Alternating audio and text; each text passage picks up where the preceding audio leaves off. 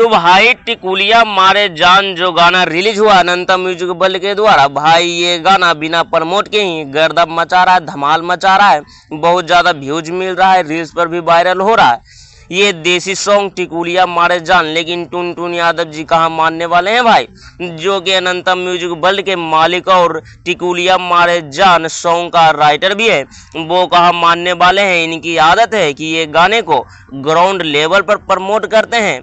तो भाई आप लोग देख ही रहे हैं कि ग्राउंड लेवल पर किस तरह से इस गाने को प्रमोट किया जा रहा है। डीजे में गाना का बैनर पोस्टर लगाकर डांसर के साथ गाने को बजाकर गांव शहर में घुमा घुमा कर इस गाने को प्रमोट किया जा रहा है, जो देख ही सकते हैं आप।